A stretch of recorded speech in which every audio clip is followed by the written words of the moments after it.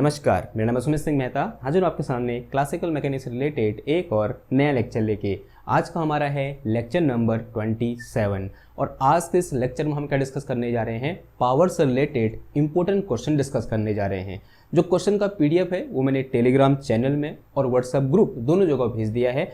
आप वहां पर जाइए और उस पीडीएफ को डाउनलोड करके उससे क्वेश्चन करने की कोशिश करिए। और जो क्वेश्चन आ रहे हैं तो बहुत अच्छी बात है, अगर क्वेश्चन नहीं आ रहे हैं उन क्वेश्चन का सॉल्यूशन देखने के लिए आप इधर आइए, या फिर यहाँ पर उन क्वेश्चन को मैं कवर नहीं कर पाता हूँ क्योंकि सारे क्वेश्चन कवर करना यहाँ पर क्या है, मुश्किल है। अगर मैं उन क्वेश्चन को यहाँ पर कवर नहीं कर पाता हूँ तो आप मुझे व्हाट्सएप में या फिर बोलते हैं टेलीग्राम में या फिर इंस्टाग्राम में मैसेज कीजिए, आपको उसका सॉल्यूशन मिल जाएगा। ठीक है, तो क्या करते हैं, शुरू करें। तो क्वेश्चन नंबर 1 क्या लिखा है, a force of 5 newton act on a 15 kg body initially at rest, compute the work done by force in the first, the second, the third second and the instantaneous power due to the force and at the end of third second. ठीक है, तो हमें क्या करना है, एक force है जो किस पर एक्ट हो रहा है, एक 15 kg की बॉडी पर इस तरीके से एक्ट हो रखा है। मान लिया ये मेरे पास क्या है, एक बॉडी है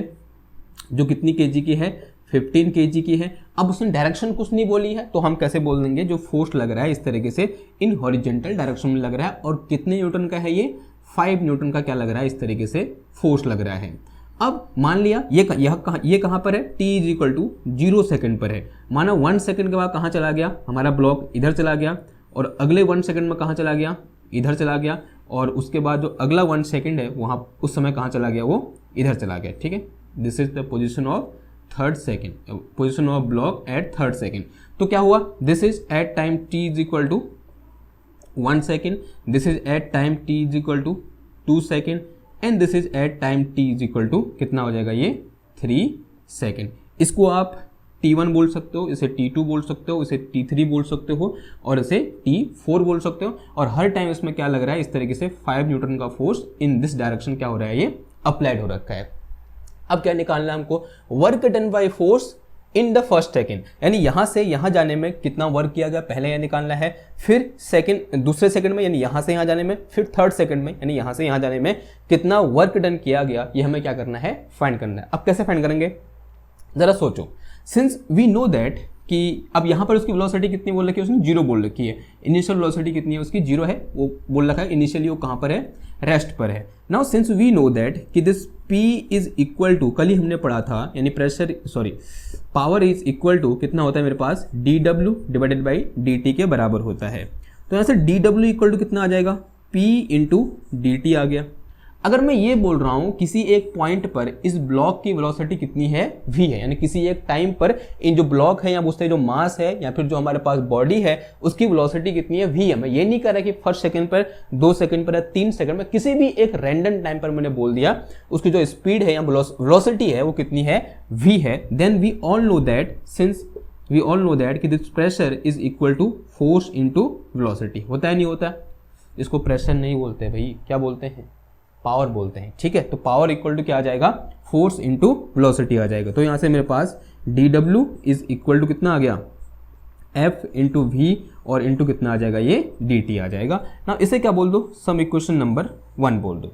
now this V is unknown, तो इस V को हम फाइंड कर सकते हैं कैसे, तो since we know that V is equal to क्या होता है बताओ, V is equal to U + AT, ऐसा कुछ पढ़ा है आपने, जहां U क्या है, इनिशियल वेलोसिटी है जो कि 0 है। तो यहाँ से v इक्वल टू कितना आ जाएगा, 0 + a यानी एक्सेलरेशन। अब एक्सेलरेशन कैसे फाइंड करोगे, बड़ा आसान है। Since we know that f equal to क्या होता है मेरे पास, ma होता है, तो a इज इक्वल टू कितना आ जाएगा मेरे पास, F/m आ जाएगा। तो यहाँ से मेरे पास एक्सेलरेशन इक्वल टू कितना आ गया, F/m × t। तो this give us v is equal to कितना आ जाएगा, ये F/m और इनटू कितना आ गया, t आ गया। ये वैल्यू यहाँ से उठाओ, कहाँ पुट कर दो, इक्वेशन नंबर 1 में पुट कर दो। तो dW इज इक्वल टू कितना आ जाएगा, ये F और एक F यहाँ इंटू में आ जाएगा और अपॉन कितना आ जाएगा, m आ जाएगा और इंटू t और इंटू क्या आ जाएगा, dt आ जाएगा। ठीक है, तो इस थोड़ा मॉडिफाई करेंगे या बोलते हैं थोड़ा सॉल्व करेंगे, तो यहाँ से कितना निकल के आ जाएगा, dW is equal to F² और अपॉन कितना आया, m आया और t इंटू कितना आ गया, d टी आ गया। ठीक है ना, ये तो क्या निकला मेरे पास dt टाइम में, या बोलते इस dt टाइम इंटरवल में किया गया वर्क डन। अगर टाइम इंटरवल t1 से t2 हो तो work done from t1 to t2 के लिए क्या कर दूंगा, इस इक्वेशन को इंटीग्रेट कर दूंगा। तो integration of dw is equal to कितना आ गया, integration F square upon M और ये टी और इंटू कितना आ गया dt आ गया, and limit is from t1 to t2। अब वो t1 और t2 क्या है वो हम अपने हिसाब से रख लेंगे। ठीक है, तो dw का इंटीग्रेशन क्या होता है, w होता है, तो this will be equal to F square upon M क्या हो जाएगा, यहाँ से बाहर आ जाएगा और अंदर क्या बच जाएगा, ये इंटीग्रेशन t इंटू कितना आ जाएगा dt आ जाएगा, and limit is from t1 to क्या आ जाएगा t2 आ जाएगा। ठीक है, थोड़ा सॉल्व करो इसको, इंटीग्रेशन सॉल्व करो, तो यहाँ से w इक्वल टू कितना आ जाएगा, ये एफ स्क्वायर अपॉन कितना आ जाएगा m आ जाएगा, और t का इंटीग्रेशन क्या होता है हम सब जानते हैं, ये होता है मेरे पास कितना t स्क्वायर डिवाइडेड बाई 2, और लिमिट कहाँ से कहाँ हो जाएगी, ये t1 से t2 हो जाएगी, पहले अपर लिमिट फिर लोअर लिमिट। तो यहाँ से मेरे पास w इक्वल टू कितना आ गया, ये एफ स्क्वायर अपॉन ये 2 कांस्टेंट है, बाहर ले लो इसको, तो 2m हो जाएगा ये, और अंदर कितना बच जाएगा, ये t2 का स्क्वायर माइनस कितना आ जाएगा, ये t1 का स्क्वायर आ जाएगा। तो this is general formula for work done in time interval t1 to t2। t1 से t2 जाने में जो किया गया वर्क डन है किसी भी एक फोर्स के द्वारा, उसका जनरल फॉर्मूला क्या होता है, कुछ इस तरीके का हमें देखने को मिलता है, जो कहां से निकल के आया, इस फॉर्मूले से निकल के आया। नाउ अब देखो फॉर फर्स्ट सेकेंड, तो किसके लिए, for time t equal to t1 equal to 0 second to t2 equal to 1 second, तो पहले क्या रख दो, t2 इक्वल टू 1 सेकेंड रखो और t1 इक्वल टू 0 सेकेंड रख दो, क्या आ जाएगा, आंसर आ जाएगा। तो यहाँ से मेरे पास w इक्वल टू कितना आ जाएगा, ये एफ स्क्वायर अपॉन कितना हो जाएगा, ये ट्वाइस ऑफ m।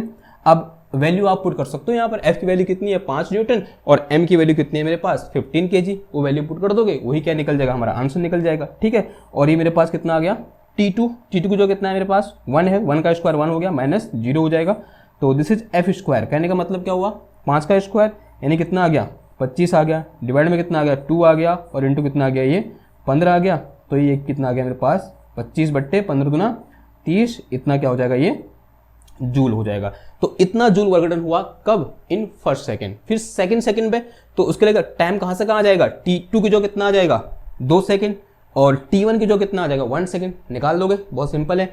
और इन थर्ड सेकंड में किया गया वर्क डन कैसे निकालोगे, कि जो मेरे पास t2 है उसको कितना रख दोगे 3 सेकंड, और t1 को जो कितना रख दोगे यहाँ पर 2 सेकंड, वो क्या निकल के आ जाएगा, work done in third second निकल के आ जाएगा। ठीक है, एक आसान काम है, अगर आपको ये पता है तो बाकी निकालना क्या है आपके लिए बहुत ईजी है।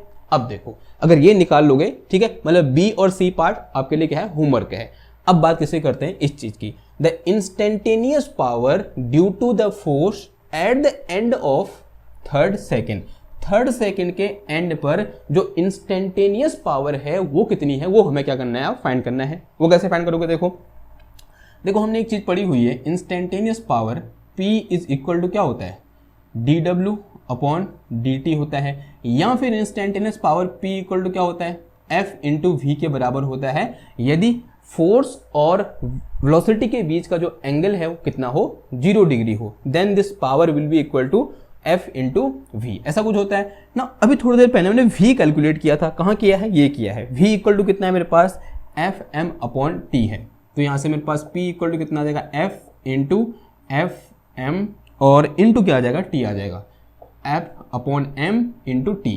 तो यहाँ से मेरे पास instantaneous power P equal to कितना आ गया, ये F square upon M into T। ठीक है, और T क्या है मेरे पास थर्ड सेकेंड है, तो T equal to third second में की एंड पर बात हो, T इक्वल टू 3 सेकेंड हो जाएगा, तो P इक्वल टू F का स्क्वायर यानी 5 का स्क्वायर अपॉन कितना आ जाएगा, ये 15 और इंटू कितना आ जाएगा 3, ये 5 बार कैंसिल हो जाएगा, 5 3 15 और 2 बार, तो P इक्वल टू कितना आ गया मेरे पास यहाँ पर 5 वॉट आ गया। ठीक है, तो instantaneous power due to force at the end of third second will be equal to 5 watt. ठीक है, समझ में आया क्वेश्चन, एक अच्छा क्वेश्चन था, इसको क्या करो सॉल्व करो, मैं तब तक यहाँ पर आपको नेक्स्ट क्वेश्चन उतार के क्या करता हूँ बताता हूँ। चलो भाई आ जाओ, एक बड़ा सा क्वेश्चन मैं लिख दिया यहाँ पर, क्वेश्चन नंबर 2 क्या बोल रहा है क्वेश्चन, ए स्कीयर क्या होता है, जैसे जो होते हैं ना बर्फ में स्केट करने वाले, ठीक है, उनको जो करता है उसे हम क्या बोलते हैं, स्कीयर बोलते हैं। A skier is pulled by a tow rope, tow rope का मतलब जो खींचने वाली रस्सी होती है उसे हम क्या बोलते हैं, टो रोप बोलते हैं। इन ए फ्रिक्शनलेस इसकी स्लोप को मतलब जो हमारे पास क्या है, बर्फ की स्लोप बनी हुई है, यू करके ऐसे स्लोप बनी हुई है, और वो कैसी है, फ्रिक्शनलेस सरफेस है, that make an angle of 20 degree with horizontal, ये समझ में आता है। The rope moves parallel to the slope at a constant speed of 1 metre per second.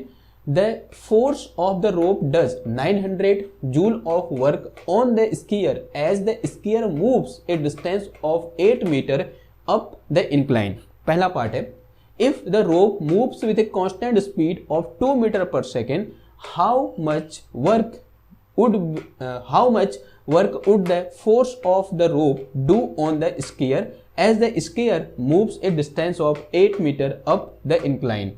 Eight what, दूसरा मतलब उसी में आ गया फिर, at what rate is the force of the rope doing work on the skier when the rope move with a constant speed. B part है 1 metre per second और C part है 2 मीटर पर सेकेंड। पहले question को समझो, question बहुत लंबा है, तोड़ के चलते हैं, ठीक है। पहले पार्ट में क्या बोल रहा है, इतना पढ़ो पहले, क्या बोल रहा है, एक हमारे पास क्या है, इस तरीके से ये हॉरिजॉन्टल सरफेस है, और ये मेरे पास इस तरीके से एक इसकी सरफेस, यहाँ पे इसकी स्लोप है, ओके। और इसमें हम क्या कर रहे हैं, एक स्कीयर को खींच रहे हैं। अब यहाँ पर आदमी बनाना थोड़ा मुश्किल है, तो मैंने क्या बोल दिया यहाँ पर, इस तरीके से कोई एक ये ब्लॉक है, ये ब्लॉक किसको दिखा रहा है, एक इंसान को दिखा रहा है, और इसको हम किसकी हेल्प से खींच रहे हैं, एक रस्सी की हेल्प से खींच रहे हैं, या बोल सकते हैं एक टो रोप से खींच रहे हैं। किससे, टो रोप का मतलब खींचने वाली रस्सी से हमने क्या किया, इसको खींचा। अब इसको मैंने इससे ऊपर की ओर खींचा, और कैसे खींच रहा हूं मैं इसको, एट ए कांस्टेंट वेलोसिटी, हम बोलते हैं at a constant speed, and this speed is 1 metre per second. 1 metre per second की स्पीड से मैंने इसको क्या किया, ऊपर की ओर खींचा। किसके, मैं खींच रहा हूं या फिर कोई भी इंसान खींच रहा होगा, और कितने ऊपर तक खींचा, 8 मीटर। कितना, 8 मीटर, यानी यहां से लेट अस से जैसे 0 मीटर, और यहां से यहां पहुंचा दिया। और ये पॉइंट कौन सा है, ये मेरे पास यहां पर डिस्प्लेसमेंट, यहाँ पर डिस्टेंस ट्रेवल कितनी होगी उसकी, 8 मीटर, यानी यहां से लेकर यहां तक की जो डिस्टेंस है वो कितनी है, 8 मीटर है। तो दिस इज 8 मीटर, यहां से यहां तक ये कितना है, 8 मीटर है बोल रहा है, ठीक है। अब फिर क्या हुआ, जब 8 मीटर तक खींचा तो रोप के फोर्स के द्वारा किया गया वर्क डन कितना है, 900 जूल है, यानी work done by applied force दे रखा है यहां पर, work done by applied force equal to 900 joule दे रखा है। लेकिन कंडीशन क्या है कि वेलोसिटी कितनी है मेरे पास, 1 मीटर पर सेकेंड है पूरे मोशन के दौरान। इसका मतलब ये क्या है, कांस्टेंट है। अगर वेलोसिटी कांस्टेंट है, इसका मतलब क्या हुआ कि यहां पर जो चेंज इन काइनेटिक एनर्जी है वो कितनी है, 0 है, यानी इसकी काइनेटिक एनर्जी में इस पूरी जर्नी के दौरान कोई चेंज नहीं हो रहा है। ये बात समझ में आ रही है आपको, क्योंकि वेलोसिटी क्या रह रही है, उसकी कांस्टेंट रह रही है। अगर वेलोसिटी कांस्टेंट है तो उसकी काइनेटिक एनर्जी में कोई भी चेंज नहीं आएगा। ये बात समझ में आई।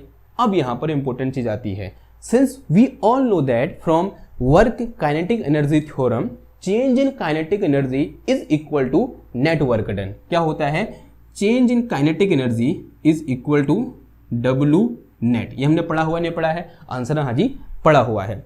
अब चेंज इन काइनेटिक एनर्जी कितना है मेरे पास, 0 है, तो this will be equal to W net. W net का मतलब क्या हुआ, work done by force of rope. अब यहां पर एक और फोर्स लग रहा है, जो स्कीयर है उसके बाद कुछ में कुछ मास है, वहां पर कुछ ग्रेविटी होगी, तो ग्रेविटी भी क्या करेगी, यहां पर वर्क करेगी नहीं करेगी। यानी एक तो कौन सा फोर्स करेगा, अप्लाइड फोर्स वर्क करेगा, दूसरा कौन सा फोर्स वर्क करेगा, ग्रेविटेशनल फोर्स भी क्या करेगा, वर्क करेगा। तो net force will be equal to applied force plus gravitational force, and from here we can see that कि this applied force is equal to कितना है मेरे पास, माइनस का, sorry, work done by applied force is equal to minus का work done by gravitational force. ठीक है, ये बात समझ में। तो एक रिलेशन मुझे यहां पर देखने को मिला कि ये रिलेशन को बता रहा है कि जो work done by applied force है वो किस पर डिपेंड कर रहा है, work done by gravitational force पर क्या कर रहा है, डिपेंड कर रहा है। ठीक है, अब देखो, अब बात करते हैं किसकी, इस चीज को देखो। फिर क्या बोल रहा है वो, if the rope move with a constant speed of 2 metre per second. जब मैंने उसको पहली बार क्या किया, 1 मीटर पर सेकंड की स्पीड से ऊपर की ओर खींचा, तो कितना वर्क करना पड़ा रोप को, या फिर बोलते हैं रोप के द्वारा जो लगाया गया फोर्स है या बोलते अप्लाइड फोर्स है, उसके द्वारा कितना वर्क करना पड़ा, 900 जूल वर्क करना पड़ा। अब दूसरे केस में कंडीशन चेंज कर दी, if the rope move with a constant speed of 2 metre per second, how much work would the force of the rope do on the skier as skier move a distance of 8 metre. लेकिन इस particular time पर जो situation है वो same रही कि पहले भी वो कितना चल रहा था 8 मीटर, अब भी कितना चल रहा है 8 मीटर। अगर मैं ये बोल रहा हूं, अगर मैं ये बोलूं कि what will be the work done by gravitational force, अगर मैं ये निकालूं तो आपका आंसर क्या होता है, work done by gravitational force will be equal to sorry potential at ground minus potential at height h। अगर ये हाइट कितनी है यहां से यहां तक h है, यही तो होगा, तो this is my formula of work done. अगर ये हाइट कितनी है यहां से यहां तक h है, ओके। और ये h हाइट कब अचीव हो रही है, जब मैं यहां से यहां कितना जा रहा हूं 8 मीटर जा रहा हूं। तो यहां से मेरे पास Wg इज इक्वल टू कितना आ जाएगा, ये तो जीरो होता है, Vg जीरो हो जाएगा बिकॉज एट ग्राउंड, और माइनस कितना आ जाएगा, ये mgh आ जाएगा, ठीक है फिलहाल के लिए। तो इसका मतलब जो मेरे पास work done by gravitational force है वो किस पर डिपेंड कर रहा है, इस हाइट पर डिपेंड कर रहा है, because m constant g constant, किस पर डिपेंड कर रहा है, इस हाइट पर डिपेंड कर रहा है। अब यहां आओ, क्या इस केस में हम हाइट चेंज कर रहे हैं, नहीं, हम सिर्फ स्पीड चेंज कर रहे हैं इस पॉइंट से इस पॉइंट तक पहुंचने की। जो इनिशियल पॉइंट है और जो फाइनल पॉइंट है उसमें कोई भी चेंज नहीं हो रहा है। इसका मतलब work done by gravitational force change नहीं हो रहा है, चाहे हम उसको किसी भी स्पीड से ले जा रहे हैं, क्योंकि स्पीड क्या रख रहे हैं, हम कांस्टेंट रख रहे हैं। हाँ ऑब्वियस सी बात है, अगर हम स्पीड को बोलते हो वेरिएबल स्पीड है तब वहां पर क्या आता, चेंज आता, ठीक है, यानी work done by applied force में चेंज आ जाता। लेकिन अभी क्या हो रहा है, हमारा जो ये दो पॉइंट है, ये पॉइंट और ये पॉइंट दोनों फिक्स है, और पूरी जर्नी के दौरान जो मेरे पास वेलोसिटी है या स्पीड है वो क्या है, कांस्टेंट है। इसका मतलब चेंज इन काइनेटिक एनर्जी कितना है, जीरो है, तो ये रिलेशन तो होल्ड करेगा। दूसरा चीज जो मेरे पास Wg है वो हाइट पर डिपेंड कर रही है, हाइट जो पहले थी अब भी हाइट वही है। इसका मतलब यहां पर भी ये रिलेशन होल्ड करेगा नहीं करेगा, अगर यहां पर भी ये रिलेशन होल्ड कर रहा है तो इस केस में भी जो किया गया वर्क डन हुआ कितना होगा, इतना ही होगा, बिकॉज पॉइंट क्या हुए वही है ना, जो पहले पॉइंट थे अब भी वही है। तो it mean in this case when the speed is become 2 metre per second but the work done by applied force remain 900 joule, उसमें कोई भी चेंज नहीं आएगा, ठीक है। अगर ये बात समझ में आई तो हाँ भरो, ठीक है। आई होप समझ में आ गई होगी, अगर नहीं आई है तो मैसेज करो, ठीक है। मैंने एफर्ट डाला है पूरा, आई होप आ गई होगी, ठीक है। नाउ आगे बढ़ते हैं, फिर उसने क्या बोला है, उसी में आगे बोला है हाउ मच वर्क, फिर हाँ at what rate is the force of rope doing work on the skier when the rope moves with a constant speed 1 metre per second और 2 मीटर पर सेकेंड। यानी हमें क्या निकालना है, rate of doing work, power निकालनी है। क्या निकालनी है, पावर निकालनी है। और कब निकालनी है, पहला तो निकालना है जब उसकी स्पीड कितनी है 1 मीटर पर सेकेंड है, और दूसरा हमें निकालना है जब उसकी स्पीड कितनी है 2 मीटर पर सेकेंड है। देखो कैसे निकालोगे, since we know power equal to क्या होता है, work done divided by time taken, ये तो होता है, ठीक है, हमने पढ़ा हुआ है, work done divided by time taken. देखो वर्क डन कितना है 900 है, ठीक है, वो चेंज नहीं हो रहा है, आपकी चाहे स्पीड कुछ भी हो जाए, अगर पॉइंट ये सेम है तो इसका मतलब वर्क डन भी क्या होगा, सेम होगा, और वो स्पीड क्या है, कांस्टेंट है, ठीक है, ये भी ध्यान रखना है। अगली बात है टाइम टेकन, जब मैं 1 मीटर पर सेकंड की स्पीड से यहां से यहां पहुंच रहा हूं, then time taken equal to क्या हो जाएगा बताओ, तो टाइम इक्वल टू क्या होता है, डिस्टेंस डिवाइडेड बाई वेलोसिटी। तो time taken will be equal to 8 divided by 1, यानी कितना आ जाएगा, ये 8 सेकेंड आ जाएगा। तो इस केस में यहां पर कितना आ जाएगा, 8 आ जाएगा, और इतना जूल पर सेकेंड, ये क्या हो जाएगा, रेट ऑफ डूइंग वर्क हो जाएगा, ठीक है। सेकेंड केस के लिए क्या हो जाएगा, देखो again P is equal to क्या होता है, W upon delta T, and this will be equal to 90 upon, second case में स्पीड कितनी है इसकी 2 मीटर पर सेकेंड है, तो टाइम इक्वल टू कितना आ जाएगा 8 अपॉन 2, यानी कितना आ गया ये 4 सेकेंड आ गया, तो अपॉन में कितना आ जाएगा 900 अपॉन कितना आ जाएगा 4, और इतना जूल पर second, this is the rate at which the force of rope doing work, ठीक है, ऑन स्कीयर। समझ में आया बात। तो क्वेश्चन लंबा था, आंसर बहुत छोटा था, लेकिन समझने वाली बात थी, तो आई होप आपको समझ में आई होगी, ठीक है। आगे बढ़े, एक क्वेश्चन और कर लेते हैं, ठीक है, क्वेश्चन बहुत है उसमें, ठीक है, ये क्वेश्चन उसमें बहुत है, जो अच्छे क्वेश्चन है, मतलब अच्छे क्वेश्चन सभी हैं, और हर क्वेश्चन वहाँ पर क्या है, एक अलग कॉन्सेप्ट से है। लेकिन मैं ये चाह रहा हूँ कि हाँ मैं कुछ क्वेश्चन कर दूँ, आपको एक फीलिंग दे दूँ कि किस तरीके से हम यहाँ पर वर्क एनर्जी जो हमारे पास पावर है उस रिलेटेड क्वेश्चन कर सकते हैं। एक क्वेश्चन हमने कल भी किया था, तो यहाँ थोड़ा बहुत फील आपको आई होगी, ठीक है। अगर फील आई है, इससे पहला वाला क्वेश्चन में किस तरीके से हमने टाइम इंटरवल के बीच वर्क डन निकाला, ठीक है, एक अच्छा क्वेश्चन था वो, तो ये भी क्या है, एक अच्छा क्वेश्चन है। अब जो आने वाला क्वेश्चन है वो भी क्या है, एक अच्छा क्वेश्चन है। फिलहाल तो इसका स्क्रीनशॉट ले लो या फिर इसको नोट कर लो, ठीक है, मैं मिटाने जा रहा हूँ। चलो देखें अगला क्वेश्चन, देखें क्वेश्चन नंबर 3 क्या क्या बोल रहा है।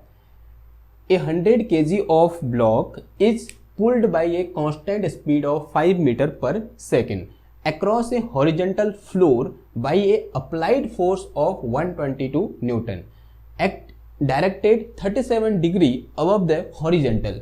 What is the rate at which force does work on block? एक अच्छा मतलब सिंपल सा क्वेश्चन है। आई होप आपको समझ में आ गया होगा कि आपको करना क्या है, यानी प्रेशर फोर्स और वेलोसिटी वाला रिलेशन लगेगा, ठीक है। तो प्रेशर ये क्या है मेरे पास, this is what is the rate which force does work, यानी दिस रेट का मतलब क्या हुआ, रेट ऑफ डूइंग वर्क का मतलब क्या हुआ, प्रेशर हुआ, यानी प्रेशर निकालना हमको। तो प्रेशर इक्वल टू क्या होता है हमारे पास, डी डब्ल्यू, या फिर वो भी इंस्टेंटेनियस प्रेशर की बात हो रही है, D W upon D T, this is equal to F dot V. ऐसा होता है नहीं होता है, ठीक है।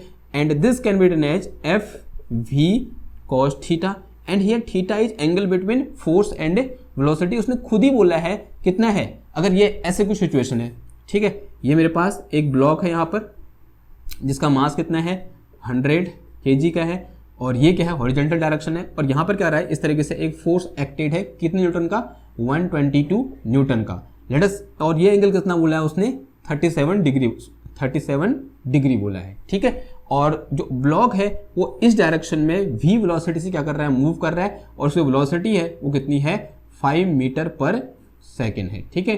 यानी वेलोसिटी और फोर्स के बीच का एंगल कितना है 37 है, तो यहां से मेरे पास कितना आ जाएगा ये एफ वी कॉस 37। अभी हमारे पास कॉस 37 की वैल्यू तो मुझे पता है नहीं, लेकिन आपके पास कैलकुलेटर है या फिर वो साइंटिफिक कैलकुलेटर है, तो उससे आप क्या कर सकते हो, ये वैल्यू फाइंड कर सकते हो। लेकिन फिलहाल के लिए फोर्स की वैल्यू कितनी है 122 न्यूटन, और इंटू वेलोसिटी की वैल्यू कितनी है, कितना आ जाएगा यहाँ पर 5, और इतना क्या आ जाएगा ये कॉस 37 डिग्री। और 15 10 की चुनाव चल रहा कोई 15 10 और 11 यहाँ से लगो 1 5 का 5 और 1 610 आ गया, और ये कितना आ जाएगा 610 और कॉस 37 इतना ही छोड़ देंगे इसको हम, और इतना क्या आ जाएगा ये वॉट या फिर जूल पर सेकेंड, ठीक है। तो this is rate of doing work, या पावर इक्वल टू कितना आ गया ये 610 कॉस 37 डिग्री वॉट, या बोल सकते हैं जूल पर सेकेंड। तो दिस इज अवर आंसर। तो आज के लिए 3 क्वेश्चन क्या हैं, बहुत हैं, और बाकी क्वेश्चन क्या करोगे आप खुद से सॉल्व करोगे, और जो क्वेश्चन नहीं आ रहा है वो मुझे आप व्हाट्सएप में या फिर इंस्टाग्राम में या टेलीग्राम में या फिर नीचे कमेंट बॉक्स में भी क्या कर सकते हो, पूछ सकते हो, ठीक है। जो भी क्वेश्चन नहीं आया, यहाँ पर भी जो क्वेश्चन समझ में नहीं आया, कोई स्तर समझ में नहीं आया, उसको भी क्या कर सकते हैं हम नीचे कमेंट में या फिर व्हाट्सएप में डिस्कस कर सकते हैं, ठीक। आई होप आपको ये लेक्चर समझ में आया होगा। अगर आपको लगता है कि ये जो टॉपिक हैं आपकी लाइफ में कुछ वैल्यू ऐड कर रहे हैं, या फिर आपको आगे बढ़ाने में, या फिर आपको कुछ नई नॉलेज इन लेक्चर को देखकर प्रोवाइड हो रही है, तो इनको लाइक करो, शेयर करो और सब्सक्राइब करो। आप मुझे सपोर्ट जिस तरीके से करते हुए आए हैं उस तरीके से सपोर्ट करते रहो। आप सबका धन्यवाद। मैं मिलता हूँ आपसे नेक्स्ट क्लास में, तब तक के लिए थैंक यू, धन्यवाद, बाय बाय।